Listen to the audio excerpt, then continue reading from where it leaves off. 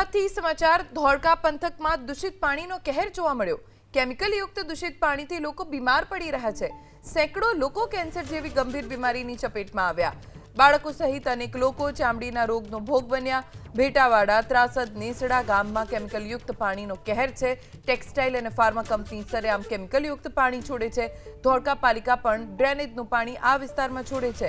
ભેટાવાડા સહિત આસપાસના ગામના અનેક લોકો રોગનો ભોગ બન્યા। નળમાંથી કાળા અને લાલ રંગનું દૂષિત પાણી આવે છે। 100 થી વધુ લોકો કેન્સર જેવી બીમારીમાં સપડાયા હોવાનો દાવો કરવામાં આવી રહ્યો છે। 10 વર્ષમાં અંદાજે 50 લોકોના કેન્સરથી મોત થઈ ગયા। કેમિકલયુક્ત પાણીના કારણે 75% ખેતી પણ નષ્ટ થઈ હોવાનો આરોપ છે। અમારા સંવાદદાતા ચેતન બાંભણિયા પાસેથી પ્રાપ્ત કરીશું વધુ जानकारी। ચેતન, શું વ્યથા છે ભેટાવાડા અને આસપાસના ગામોની અને અત્યારે કેવી સ્થિતિમાં તેઓ જીવી રહ્યા છે? जी अमदावाद जिल्ला में धोळका पासे आवेलू जे भेटावाड़ा गामनी आसपासना गाम छे तेमां सीधा आ दृश्यों में जोई शकाय छे के जे गामनी आसपासना विस्तारों छे ज्यां फार्मा कंपनीओने अने केमिकल कंपनीओने जे विकासना नामे आडेधड़ परवानगीओ आपवामां आवी छे अने आ आडेधड़ परवानगीओने कारणे जे बेफाम बनेली आ जे फार्मा कंपनीओ अने केमिकल कंपनीओ अने टेक्सटाइल कंपनीओ द्वारा जे दूषित पाणी छोड़वामां आवी रह्युं छे अने आ प्रदूषित पाणीनुं जे भोग छे ते वर्षोथी रहता ग्रामजनो बनी रह्या छे अने आ ग्रामजनोने कैंसर जेवी जीवलेण बीमारीओ थाय छे। आ कैंसर जेवी जीवलेण बीमारीओने कारणे हालमां ग्रामजनो लड़त आपी रह्या छे अने तेओ आ भेटावाड़ा गाम छे त्यां एकत्र थया छे। मोटी संख्यामां महिलाओ पण एकत्र थई छे कारण के गाममां घरे घरे लोकोने चामड़ीनी जे बीमारीओ छे अने कैंसर जेवी घातक बीमारीओ पण थई छे अने आ कैंसर जेवी घातक बीमारीओने कारणे छेल्ला 10 वर्षमां जे आ 3-4 गामो छे तेमां 50 जेटला मौत थया होवानो पण ग्रामजनोनो आक्षेप छे। त्यारे ग्रामजनो पोतानो आक्रोश व्यक्त करवा माटे અહીં એકત્ર થયા છે। આપણે ગ્રામજનો પાસેથી જ જાણશું તેઓની સમસ્યા જે આ કેમિકલ યુક્ત પાણીને કારણે શું તકલીફો થઈ રહી છે। આ કેમિકલ યુક્ત પાણીથી આ ગામની અંદર ખાલી 21 એક જ ગામની અંદર 21 લોકો મૃત્યુ પામ્યા છે અને અન્ય આના 4 ગામ છે બીજા એની અંદર પણ ઘણા લોકો મૃત્યુ પામ્યા છે। એટલે કદાચ આ આંકડો 50 થી વધારે પણ લોકો મૃત્યુ પામ્યા છે। અત્યારે 100 થી વધારે લોકો કેન્સરથી પીડિત લોકો છે।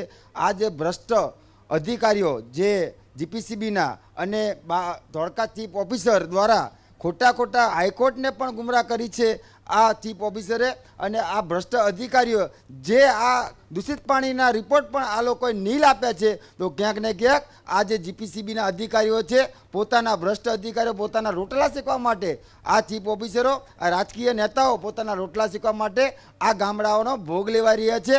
આ જે ગામડાઓ છે એ અમદાવાદ જિલ્લાનું ભેટાવાડા ગામ એટલે ફૂલની વાડી કહેવાતું હતું પણ આજે આ ભેટાવાડા ગામ ગંદકીની વાડી બની ગઈ છે અને આ ગામની અંદર 75% થી વધારે ખેડૂતો બરબાદ થઈ ગયા છે।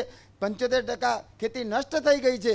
તો આ જે ખેડૂતોને તમે આક્રોશ જોઈ રહ્યા છો કે ઘણા વર્ષોથી આ પીડાઈ રહ્યા છે પણ હવે હદ થઈ ગઈ કારણ કે આવનારી પેઢી અમારી લૂલું લંગડું બોબડું કે આંધળું ના જન્મે અને જન્માવાળું બાળક એ બીમારી લઈને ના જન્મે એના માટે આ લોકો અહીંયા એકત્રિત થયા છે। જ્યાં સુધી આ પાણીનો નિકાલ કરવામાં નહીં આવે જ્યાં સુધી આ પાણી બંધ કરવામાં નહીં આવે ત્યાં સુધી આ અમારું શાંતિપ્રિય આંદોલન ચાલુ રહેવાનું છે। અને જો આ ગાંધી ચિંધ્યા માર્ગે અમે આંદોલન કરી રહ્યા છીએ પણ જો ન્યાય નહીં મળે તો અમે ભગતસિંહના રસ્તે પણ આંદોલન કરવા તૈયાર છીએ। આ સરકાર જેવી રીતે અમારી સાથે લડવા માંગતી હોય એવી રીતે અમારે પૂરેપૂરી લડવાની તૈયારી છે। આપણી સાથે અન્ય ગ્રામજનો છે તેમની સાથે વાત કરીશું। જ્યારે આ ગામને ખાસ કરીને ફૂલોની ખેતી માટે એવોર્ડ મળ્યો હતો તે શું ઘટના હતી? સાહેબ આજથી 15 વર્ષ પહેલાંની વાત છે કે માનનીય ભૂપેન્દ્રસિંહ ચુડાસમા સાહેબ અહીંયાના ધારાસભ્ય હતા તો એમને ભેટાવાડા ગામને સંપૂર્ણ બાગાયત તરીકે જાહેર કર્યું અને 5 લાખ રૂપિયાનો પુરસ્કાર પણ આપ્યો। ત્યારે આ ગામના વડીલો યુવાન મિત્રો ત્યારે એટલા એજ્યુકેટેડ નહોતા। ત્યારે માનનીય ભૂપેન્દ્ર ચુડાસમા સાહેબે એવું કીધું કે ભેટાવાડા ગામમાં હું તમને નર્મદાનું પાણી આપીશ। તો આ બિચારા વડીલો ભોળા માણસો હતા તો એમને ભરમાયા અને ભેટાવાડા ગામમાંથી એક કાંસ ગાળવામાં આવ્યો।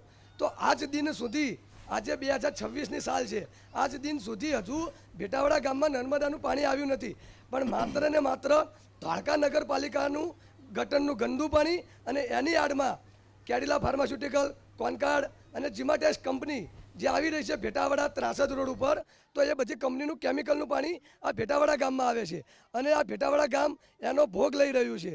આ ગામની અંદર તમે આ પોસ્ટરમાં જોઈ શકો છો 22થી વધારે કેન્સરથી લોકો મૃત્યુ પામ્યા છે અને હજુ હાલમાં 15થી 20 કેન્સરથી પીડાઈ રહ્યા છે. અને ભેટાવાડા ગામના પાણીનો બોર અને જોડે પ્રાથમિક શાળા આવી છે, ત્યાંથી કાંસ નીકળે છે. તો ભેટાવાડા પ્રાથમિક શાળાના બાળકો એ પાણી પી રહ્યા છે અને ત્યાંનું એ પાણીથી મધ્યાહન ભોજન પણ લઈ રહ્યા છે. તો એ બાળકોને કાંઈ થશે તો આ જવાબદારી કોની રહેશે? આ તંત્રની રહેશે. ભેટાવાડા ગામે અવારનવાર વારંવાર છેક ગાંધીનગર સુધી રજૂઆત કરી, હાઈકોર્ટમાં પણ કેસ દાખલ છે, પણ હજુ સુધી આનું કોઈ નિરાકરણ આવ્યું નથી. તો બસ ભેટાવાડા ગામ, પાલડી ગામ, આજુબાજુના બધા ગામ એક જ માંગ કરી રહ્યા છે કે આનું કાયમી સોલ્યુશન લાવો. આપણી સાથે મહિલાઓ છે, તેમની સાથે આપણે વાત કરીશું. બા, અહીં આજે કેમિકલયુક્ત પાણીને કારણે શું શું તકલીફો? હા, બોલો સાહેબ, અમારે 20 વર્ષથી પાણી આવે છે. તારના મારા ઘરમાં જ કેન્સરના 5, મારા દાદાજીના દીકરા 4, મારા જેઠાણી એ 4 વાપ થઈ ગયા. આટલું પાણી એમને છોડ્યું. આ પાણી વરસાદનું આવ્યું પણ એમને કંપનીવાળાએ છોડ્યું, નગરપાલિકાવાળા. જ્યારે કિરીટસિંહ આવ્યા હતા ગામમાં, તાણે એમ કીધું અમને કે હું આ પાણી બંધ કરાવી દઈશ, મને વાટ આપો. તમે ક્યાં છે? અમે વાટ પાણી બંધ કરાવો વાટ આપ્યા બધાએ, પણ અમારું કંઈ સાંભળ્યું નહીં. અત્યારે પાણી આવ્યું ગામમાં તોય તે એ આવ્યા નહીં. અમને બાર ગામના પડખેવાળા ગામના એ અમને સહારી આલી, ખાવા આલ્યું, પીવા આલ્યું. 4 દિવસ લાઇટ નથી અમારા ગામમાં. લોકો મારા ઘર જ કાં પાસે અમારે ખાવા બી આવી તાણે બાયણું બંધ કરીને બેસવું પડે સાહેબ. અમારે કરવાનું શું, ક્યાં જવાનું? કિરીટસિંહ સાહેબે અમને કીધું હતું આ પાણી બંધ કરી. લગભગ 50 વખત પાળો બાંધ્યો, પણ આઈને તોડી નાખે રાતે. મોટા સાહેબ ગમે ત્યાં લેબોરેટરી લઈ જાય, બધું કરે, પણ અમને કંઈ જવાબ મળ્યો નહીં આનો. અમારા નિશાળ પાસે બોર છે સાહેબ, બોર પાણી પીતા નહીં છોકરાઓ, ખાતા નહીં કોઈ. નિશાળમાં ગામમાં 200 બોર છે, 200 બોરના પાણી બગડી જાય. કોઈ ફૂલની ખેતી વાડી, કોઈને વીઘો છે, અડધો વીઘો છે, એમાં બધાય રળી ખાય છે. એ વાડીમાં અમારે કોઈ મહેનતવાળા દાડીએ જાય, ગામમાં પાણી ભરાયું, કોઈને ખાવા અનાજ નથી રહ્યું. પણ કિરીટસિંહે અમને સહાય આપી નહીં કંઈ. તે પાણીનો ભાવ પૂછ્યો નહીં અમને. આપણી સાથે અન્ય એક બા છે, તેમની સાથે વાત કરીશું. આજે ગામમાં કેમિકલયુક્ત પાણી છે, મહિલાઓને ખાસ કરીને શું શું તકલીફો? સાહેબ, પહેલી તો અમારી તકલીફ એ કે આ ગામમાં પાણી વારંવાર આવે તોય રજૂઆત કરે તોય કોઈ આનું સોલ્યુશન લાવતું નથી. અને ગામમાં બધી મહિલાઓને વાળ માથામાંથી ખરે છે અને પાણી વારંવાર પીવે તો ચામડીના રોગ થાય, કેન્સર થાય. તો આનું જવાબદાર કોણ? સરકાર રહેશે કે ગામના રહેશે? બોલો. અને અમને કિરીટસિંહે કીધું હતું કે તમે અમને ચૂંટીને લાવો તો અમે વોટ આપી તો તમારા પાણીનો નિકાલ થશે. તો અમારું કોઈ સોલ્યુશન લાયા નહીં. અમે કચેરીમાં ગયા, રજૂઆત કરી, અમે અરજી આપી, અમે મહિલાઓ બધી ત્યાં ટ્રેક્ટરો લઈને ગયા, આખો દિવસ ભૂખ્યા તરસ્યા બેહીને આંદોલન કર્યું. તોય અમારી અરજી લીધી ને અને અમને આશ્વાસન આપીને મોકલી દીધા ઘરે કે જાઓ તમારે આ પાણી બંધ કરી દઈશું. પણ આવતા નથી. અને જ્યારે પાણી આવે અને પાળો બાંધી દે અને અમારા ગામમાં પાણી ભરાય, ત્યાં અહીંયા બૂટ ભવાની પાણી ભરાય એટલે વારંવાર તોડી નાખો પારો અને પછી અમારા ગામમાં પાણી આવી જાય. ગામમાં બધાને ખાવાના અનાજ રહ્યું નથી. પબ્લિક બધું દાડીએ જાય છે અને અનાજ ક્યાંથી લાવે, ક્યાંથી છોકરાઓને ભણાવે, ખવડાવે ક્યાંથી? અત્યારે અમારા ગામમાં કોઈને 10 મણ ઘઉં નથી રહ્યા. બધાના ઘઉં પાણીમાં પલળી ગયા અને બધાય નાખ્યા પાણીમાં જઈને. તો આ બધાને ખેડૂત ક્યાંથી હવે અનાજ લાવે? બધાના ખેતરોમાં પાણી ભરાઈ જાય તો ખેતી કેમ ના કરે ખેડૂત? જી, આ હતા મહિલા, તેણે આક્રોશ વ્યક્ત કર્યો છે. ગ્રામજનો પણ મોટી સંખ્યામાં એકત્ર થયા છે અને અહીં ડેપ્યુટી મામલતદાર અને ડેપ્યુટી કલેક્ટર પણ આવ્યા હતા.